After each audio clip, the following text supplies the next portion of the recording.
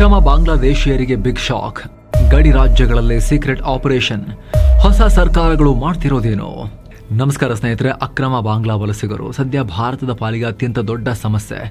ಈಗ ಇದೇ ಅಕ್ರಮ ಬಾಂಗ್ಲಾ ವಲಸಿಗರ ವಿರುದ್ಧ ಗಡಿ ರಾಜ್ಯಗಳಲ್ಲಿ ಸೀಕ್ರೆಟ್ ಆಪರೇಷನ್ ಶುರುವಾಗಿದೆ. ಇದನ್ನು ನೇರವಾಗಿ ಹೇಳಿ ಮಾಡ್ತಾ ಇಲ್ಲ. ಇದನ್ನು ಮಾಡ್ತಿರೋದು ಸೇನೆ ಕೂಡ ಅಲ್ಲ, ಬದಲಾಗಿ ರಾಜ್ಯ ಸರ್ಕಾರಗಳೇ ನೇರವಾಗಿ ಸರ್ಜಿಕಲ್ ಸ್ಟ್ರೈಕ್ ಮಾಡ್ತಿವೆ. ಯಾವುದೇ ಗುಂಡಿನ ಸದ್ದಿಲ್ಲ, ತೀವ್ರ ಗದ್ದಲ ಇಲ್ಲ. ಆದರೆ ಹಿಂದೆಂದೂ ಕಾಣದ ಲೆವೆಲ್ನಲ್ಲಿ ಪ್ರಹಾರ ಶುರುವಾಗಿದೆ. ಚುನಾವಣಾ ಆಯೋಗದ SIR ಅಲ್ಲಿ ಇಟ್ಟ ಮೊದಲ ಹೆಜ್ಜೆಯ ಮೇಲೆ ಈಗ ಎರಡನೇ ಹೆಜ್ಜೆಯನ್ನ ಇಡ್ಲಾಗ್ತಿದೆ. ಅಕ್ರಮ ಬಾಂಗ್ಲಾ ವಲಸಿಗರನ್ನ ಕತ್ತು ಹಿಡಿದು ದಬ್ಬದೇನೆ ನಿಂತಲ್ಲೇ ಉಸಿರುಗಟ್ಟೋ ರೀತಿ ಮಾಡ್ತಾ ಇದ್ದಾರೆ. ಇದರ ಪರಿಣಾಮ ಮಿಲಿಯನ್ ಅಕ್ರಮ ಬಾಂಗ್ಲಾ ವಲಸಿಗರು ವಾಪಸ್ ಬಾಂಗ್ಲಾ ಕಡೆಗೆ ಹೋಗಲೇಬೇಕಾದ ಅನಿವಾರ್ಯತೆ ಸೃಷ್ಟಿಯಾಗಬಹುದು. ಅದೇನು ಅಂತ ಎಕ್ಸ್ಪ್ಲೇನ್ ಮಾಡ್ತೀವಿ. ನೀವು ನೋಡ್ತಾ ಇದ್ದೀರಾ ಮಸ್ತ್ ಮಗ ಚಾನಲ್. ನಾನು ಅಮರ್ ಪ್ರಸಾದ್. ವೋಟರ್ ಲಿಸ್ಟ್ ನಿಂದ ಔಟ್, ರೇಷನ್ ಕಾರ್ಡ್ ಕ್ಯಾನ್ಸಲ್. ಸ್ನೇಹಿತರೆ, ಸದ್ಯ ದೇಶದ ಯಾವುದೇ ಮೂಲೆಗೆ ಹೋದ್ರೂ ಕೂಡ ಅಲ್ಲಿ ಬಾಂಗ್ಲಾದೇಶಿ ಅಕ್ರಮ ವಲಸಿಗರು ಸಿಗ್ತಾ ಇದ್ದಾರೆ. ಕರ್ನಾಟಕದಲ್ಲಿ ಕಾಂಗ್ರೆಸ್ ಸರ್ಕಾರವೇ, ನೀವು ಸ್ಕ್ರೀನ್ ಮೇಲೆ ನೋಡ್ತಾ ಇದ್ದೀರಾ, ಬ್ಯಾಕ್ ಟು ಬ್ಯಾಕ್ ಅಕ್ರಮ ವಲಸಿಗರನ್ನ ಹಿಡಿದು ಅರೆಸ್ಟ್ ಮಾಡಿ ಎಳ್ಕೊಂಡ್ಬರ್ತಾ ಇದೆ. ಭಾರತದಾದ್ಯಂತ ಇದೇ ಸೀನ್ ಇದೆ.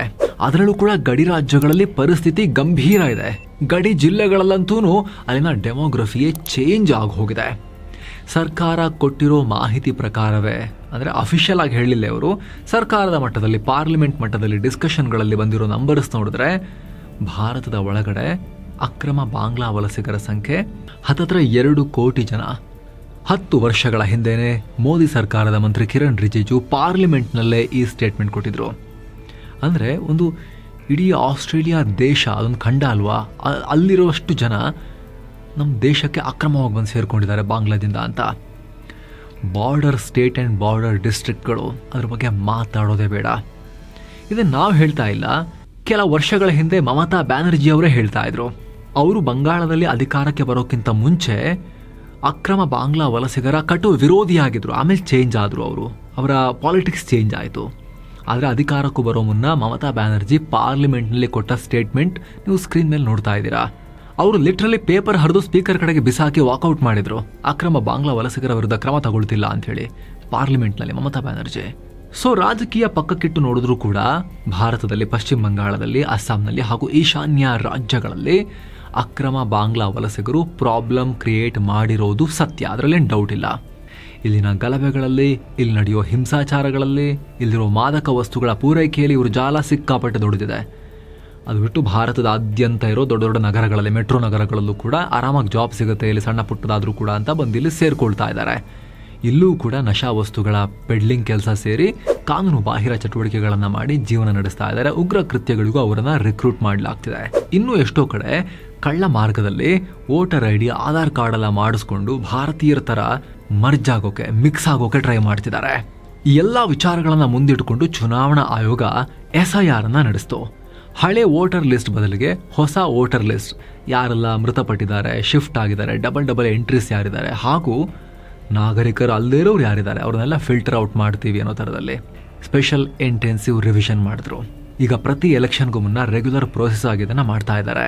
ನಮ್ಮ ಕರ್ನಾಟಕದಲ್ಲೂ ಇದು ನಡೆಯುತ್ತೆ. ಈಗ ಸಂವಿಧಾನದ 326ನೇ ವಿಧಿ ಮತ್ತು 1950ರ ಪ್ರಜಾಪ್ರತಿನಿಧಿ ಕಾಯ್ದೆ ಪ್ರಕಾರ BLOಗಳು ಮನೆಗೂ ಹೋಗಿ ವೋಟರ್ ಲಿಸ್ಟನ್ನು ಚೆಕ್ ಮಾಡ್ತಾರೆ. ಮೃತಪಟ್ಟವರು, ಊರು ಬಿಟ್ಟವರು, ಡಬಲ್ ಎಂಟ್ರಿ ಅಥವಾ ಫೇಕ್ ವೋಟರ್ಸನ್ನು ಡಿಲೀಟ್ ಮಾಡ್ತಾರೆ. ಈಗ ಇದೇ SIR ಅಕ್ರಮ ವಲಸಿಗರಿಗೆ ಉರುಳಾಗ್ತಾ ಇದೆ. ಕಾರಣ ಪಶ್ಚಿಮ ಬಂಗಾಳ ಮತ್ತು ಬಿಹಾರ ತಗೊಂಡಿರೋ ನಿರ್ಧಾರಗಳನ್ನು ನೋಡಿ. ಈಗ ಎಲೆಕ್ಷನ್ ನಂತರ ಬಂಗಾಳದ ಹೊಸ ಮುಖ್ಯಮಂತ್ರಿ ಸುವೇಂದು ಅಧಿಕಾರಿ ದೊಡ್ಡ ಸ್ಟೇಟ್ಮೆಂಟ್ ಕೊಟ್ಟಿದ್ದಾರೆ. ಯಾರ ಹೆಸರು SIR ಪ್ರೋಸೆಸ್ನಲ್ಲಿ ಡಿಲೀಟ್ ಆಗಿದೆಯೋ ಅವರು ಭಾರತೀಯರಲ್ಲ, ಅಂಥವರಿಗೆ ತೆರಿಗೆದಾರರ ದುಡ್ಡಲ್ಲಿ ನಾವು ಸೌಲಭ್ಯ ಕೊಟ್ಟು ಸಾಕಲ್ಲ ಅಂತ.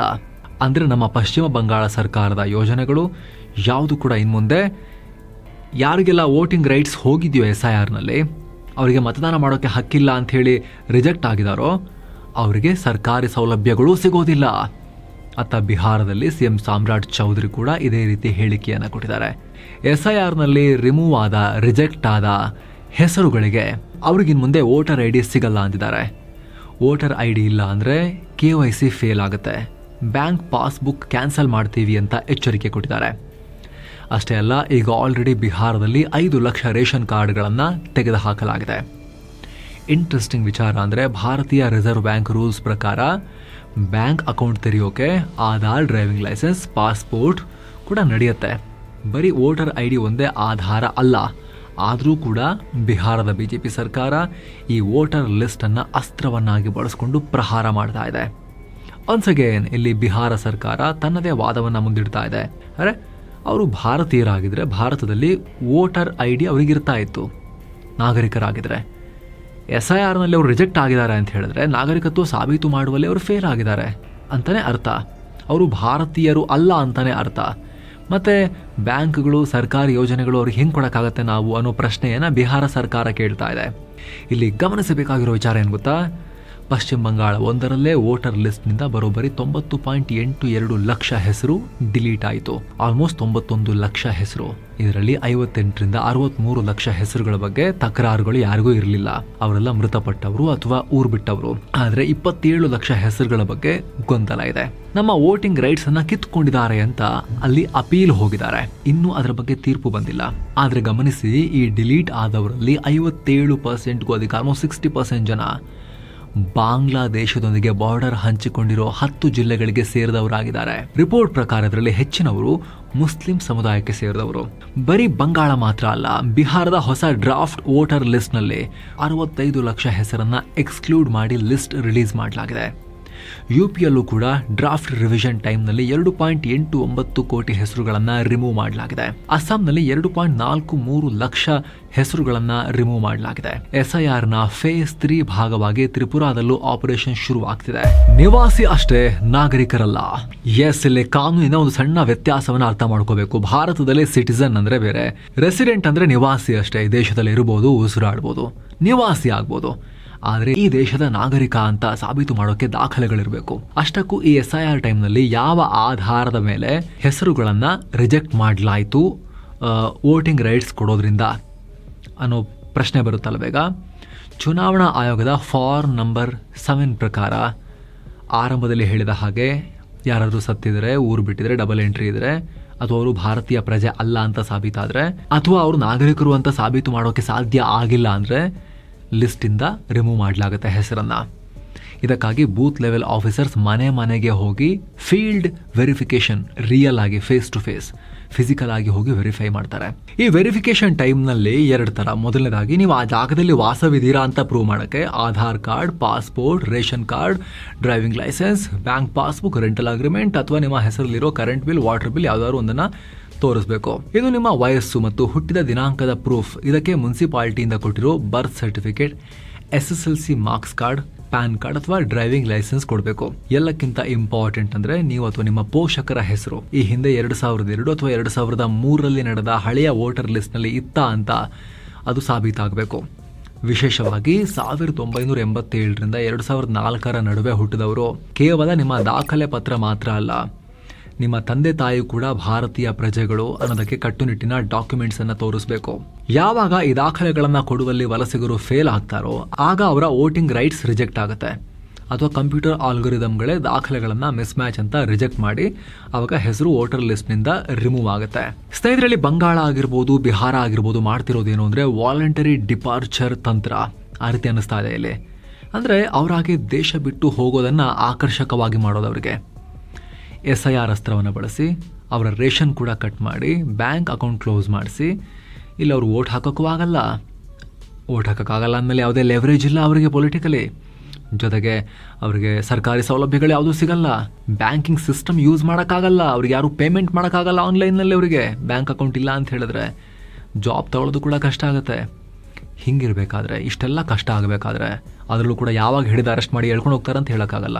ಹಿಂಗಿರಬೇಕಾದ್ರೆ ಅವರಿಗೆ ಸ್ವಲ್ಪ ಕಷ್ಟ ಆದರೂ ಕೂಡ ಪರವಾಗಿಲ್ಲ, ಆರಾಮಾಗಿ ನಾಗರಿಕರು ಅಂತ ಲೀಗಲ್ ಆಗಿ ಅವ್ರ ದೇಶ ಬಾಂಗ್ಲಾದೇಶದಲ್ಲಿ ಬದುಕೋದು ಅಟ್ರಾಕ್ಟಿವ್ ಆಗಿ ಕಾಣುತ್ತಾ, ಇಂಡಿಯಾದಲ್ಲಿ ಉಳ್ಕೊಳ್ಳೋದು ಅಟ್ರಾಕ್ಟಿವ್ ಆಗಿ ಕಾಣುತ್ತಾ, ವಾಪಸ್ ಹೋಗೋದೇ ಅಟ್ರಾಕ್ಟಿವ್ ಆಗಿ ಕಾಣುತ್ತೆ.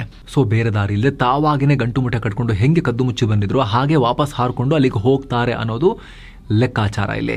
ಅಸ್ಸಾಂ ಟು ಬಂಗಾಳ ಮುಚ್ಚಿದ ಆಶ್ರಯದ ಬಾಗಿಲು. ಸ್ನೇಹಿತರ, ಮೊದಲಿಂದಲೂ ಕೂಡ ಅಕ್ರಮ ಬಾಂಗ್ಲಾದೇಶಿ ವಲಸಿಗರು ಲಾಂಚ್ ಪ್ಯಾಡ್ ತರ ಫಸ್ಟ್ ನುಗ್ಗೋದು ಅಸ್ಸಾಂ ಮತ್ತು ಪಶ್ಚಿಮ ಬಂಗಾಳಕ್ಕೆ, ಆಮೇಲೆ ಅಲ್ಲಿಂದ ಬೇರೆ ಎಲ್ಲಾ ಕಡೆ ಭಾರತದಲ್ಲಿ ಹರಡಿ ಮಿಕ್ಸ್ ಆಗ್ಬಿಡೋದು. ಕಾರ್ಮಿಕರ ರೂಪದಲ್ಲಿ ಅದು ಇದು ಅಂತ ಹೇಳಿ. ಈಗ ಅಷ್ಟೂ ಜನರನ್ನ ಭಾರತ ವಾಪಸ್ ಬಾಂಗ್ಲಾದೇಶಕ್ಕೆ ಪುಷ್ ಮಾಡೋಕೆ ತಯಾರಿ ನಡೆಸ್ತಾ ಇದೆ. ಈ ಆಪರೇಷನ್ ನೋಡಿ ಪಕ್ಕದ ಬಾಂಗ್ಲಾದೇಶಕ್ಕೆ ಟೆನ್ಷನ್ ಶುರುವಾಗಿದೆ. ಯಾಕಂದ್ರೆ ಒಮ್ಮೆಲೆ ಮಿಲಿಯನ್ ಜನ ಬಾರ್ಡರ್ ಕ್ರಾಸ್ ಮಾಡಿ ವಾಪಸ್ ಬರೋಕ್ ಶುರು ಮಾಡಿದ್ರೆ ಬಾಂಗ್ಲಾದ ಆಲ್ರೆಡಿ ತತ್ತರಿಸಿರೋ ಆರ್ಥಿಕತೆ ಮತ್ತಷ್ಟು ಉಸಿರುಗಟ್ಟುತ್ತೆ. ಬಾಂಗ್ಲಾದ ವಿದೇಶಾಂಗ ಸಚಿವ ಖಲೀಲುರ್ ರೆಹಮಾನ್ ಈಗ ಆಲ್ರೆಡಿ ಬಾಯ ಪಡ್ಕೊಂಡಿದ್ದಾರೆ. ಒಂದು ವೇಳೆ ಭಾರತ ಬಲವಂತವಾಗಿ ಜನರನ್ನ ಪುಷ್ ಮಾಡೋಕೆ ಟ್ರೈ ಮಾಡಿದ್ರೆ ನಾವು ಸುಮ್ಮನೆ ಕೂರಲ್ಲ ಅನ್ನೋ ಹೇಳಿಕೆ ಕೊಟ್ಟಿದ್ದಾರೆ. ಆದರೆ ಭಾರತ ಇದಕ್ಕೂ ತಿವಿದಿದೆ. ರಾಷ್ಟ್ರೀಯತೆ ಪರಿಶೀಲನೆಗೆ ಸಂಬಂಧಪಟ್ಟ 2860 ಕೇಸ್ಗಳನ್ನ ನಾವು ಒಂದು ಬ್ಯಾಚ್ನಲ್ಲಿ ಆಲ್ರೆಡಿ ಬಾಂಗ್ಲಾದೇಶಕ್ಕೆ ಕೊಟ್ಟಿದ್ದೇವೆ. ಬೇಗ ಅವ್ರನ್ನ ವೆರಿಫೈ ಮಾಡಿ ತಗೊಳ್ಳಿ ಅಂತ ಭಾರತ ಪ್ರೆಷರ್ ಹಾಕ್ತಿದೆ. ನಿಮ್ಮ ಕೋಆಪರೇಷನ್ ಬೇಕು ಇದಕ್ಕೆ ಅಂತ ಹೇಳಿ ಭಾರತ ಓಪನ್ ನಲ್ಲಿ ಈ ರೀತಿ ಸ್ಟ್ಯಾಂಡರ್ಡ್ ಸ್ಟೇಟ್ಮೆಂಟ್ ಕೊಡ್ತಿದೆ. ಬಾಂಗ್ಲಾ ಮೀಡಿಯಾಗಳಲ್ಲೂ ಕೂಡ ಇದೇ ಚರ್ಚೆ ನಡೀತಾ ಇದೆ. ಭಾರತ ತಮ್ಮ ಜನರನ್ನ ಬಲವಂತವಾಗಿ ಕಳಿಸುತ್ತೆ ಅನ್ನೋ ಆತಂಕದ ಬಗ್ಗೆ ಬಾಂಗ್ಲಾ ಮೀಡಿಯಾಗಳು ಚರ್ಚೆ ಮಾಡ್ತಿವೆ. ಅದರಲ್ಲೂ ಕೂಡ ಅಸ್ಸಾಂ ಮುಖ್ಯಮಂತ್ರಿ ಹಿಮಂತ ಬಿಸ್ವಾ ಸರ್ಮಾ ಅವರು ಕೊಟ್ಟ ಹೇಳಿಕೆ ಬಾಂಗ್ಲಾವನ್ನ ತುಂಬಾ ಆತಂಕಕ್ಕೆ ದೂಡಿದೆ. ಅವ್ರು ಏನು ಹೇಳಿದಾರೆ ಗೊತ್ತಾ, ನಾವು ರಾತ್ರಿ ಹಿಡಿದು ತಗೊಂಡೋಗಿ ಅವ್ರನ್ನ ಬಾರ್ಡರ್ನಿಂದ ಆ ಕಡೆ ತಳ್ಳಿಬಿಡ್ತಾ ಇದ್ದೀವಿ, ದೂಡ್ತಾ ಇದ್ದೀವಿ ಆ ಕಡೆಗೆ ಅನ್ನೋ ಹೇಳಿಕೆಯನ್ನು ಅವ್ರು ಕೊಟ್ಟರು. ಅಸ್ಸಾಂ CM ಬಿಸ್ವಾ ಕೊಟ್ಟರು. ಅದಕ್ಕೂ ಕೂಡ ಬಾಂಗ್ಲಾ ಕಡೆಯಿಂದ ಪ್ರತಿಕ್ರಿಯೆ ಬಂದಿದೆ. ಮಾನವೀಯತೆಯಿಂದ ನಡ್ಕೋಬೇಕು ಅನ್ನೋ ಒಂದು ಆಗ್ರಹ ಮಾಡ್ತಾ ಇದ್ದೀವಿ ನಾವು ಅಂತ ಬಾಂಗ್ಲಾದೇಶದವರು ಹೇಳಿದ್ದಾರೆ. ಸೊ ಎಷ್ಟಾಗುತ್ತೋ ಅಷ್ಟು ಬಲ ಪ್ರಯೋಗ, ಎಷ್ಟಾಗುತ್ತೋ ಅಷ್ಟು ಉಸಿರುಗಟ್ಟಿಸುವ ವಾತಾವರಣ ನಿರ್ಮಾಣ ಮಾಡೋ ಮೂಲಕ ಅವರಾಗೆ ಹೋಗೋ ರೀತಿ ಮಾಡಿ ಒಟ್ಟಿನಲ್ಲಿ ಬಾಂಗ್ಲಾದೇಶಿಯರನ್ನ ಪುಷ್ ಔಟ್ ಮಾಡೋಕೆ, ದೇಶದಿಂದ ಹೊರ ಹಾಕೋಕೆ ಎಲ್ಲ ಆಯಾಮದಲ್ಲೂ ಕೂಡ ಕೆಲಸ ಶುರುವಾಗಿರೋದಿಲ್ಲಿ ನಾವಿಲ್ಲಿ ಗೇಜ್ ಮಾಡ್ಬೋದು ನಡೀತಿರೋ ಚಟುವಟಿಕೆಗಳನ್ನು ಕರೆಕ್ಟಾಗಿ ಡಾಟ್ಸ್ನ ಕನೆಕ್ಟ್ ಮಾಡಿ ನೋಡಿದಾಗ. ಅಂದರೆ CAA citizenship amendment act, NRC national registry of citizens, ಆಮೇಲೆ ನಿಮಗೆ ಈ SIR ಸ್ಪೆಷಲ್ ಇಂಟೆನ್ಸಿವ್ ರಿವಿಷನ್, ಅಲ್ಲಿ ವೋಟರ್ ಲಿಸ್ಟ್ನಿಂದ ರಿಮೂವ್ ಆಗಿರೋದು ಹೆಸರುಗಳು ಈಗ ಅವರಿಗೆ ನಾಗರಿಕರಿಗೆ ಸಿಗಬೇಕಾಗಿರೋ ಸೌಲಭ್ಯಗಳು ಕೊಡಲ್ಲ, ಲಿಸ್ಟ್ನಲ್ಲಿ ಇಲ್ಲ ಅಂತ ಹೇಳಿದ್ರೆ ಅನ್ನುವಂಥ ಹೆಜ್ಜೆಗಳು, ಇದೆಲ್ಲ ಸೇರಿ ಒಂದು ಎಲ್ಲ ಡಾಟ್ಸ್ನ ಕನೆಕ್ಟ್ ಮಾಡಿದಾಗ ಸಿಗೋ ಪಿಕ್ಚರ್ ಏನು ಅಂತ ಹೇಳಿದ್ರೆ ಅಕ್ರಮ ಬಾಂಗ್ಲಾ ವಲಸಿಗರನ್ನ ಹೊರ ಹಾಕೋಕೆ ಒಂದು ದೊಡ್ಡ ಯೋಜನೆ ರೆಡಿಯಾಗಿದೆ ಅನ್ನೋದು. ಇದರ ಬಗ್ಗೆ ನಿಮ್ಮ ಒಪಿನಿಯನ್ ಏನು, ಮಿಸ್ ಇಲ್ಲದೆ ಕಾಮೆಂಟ್ ಮಾಡಿ ತಿಳಿಸಿ. ಹಾಗೆ ಸ್ನೇಹಿತರು, ಒಂದು ಕ್ವಿಕ್ ರಿಮೈಂಡರ್, ವಿಡಿಯೋ ಕೆಳಗಿರೋ ಜಾಯಿನ್ ಬಟನ್ ಮೂಲಕ ಆಸಕ್ತ ವೀಕ್ಷಕರು ಚಾನೆಲ್ ಮೆಂಬರ್ ಆಗಿ ಜಾಯಿನ್ ಆಗ್ಬೋದು. Thank you so much. ಮತ್ತೆ ಭೇಟಿ ಆಗ್ತಿರೋಣ. ನಮಸ್ಕಾರ.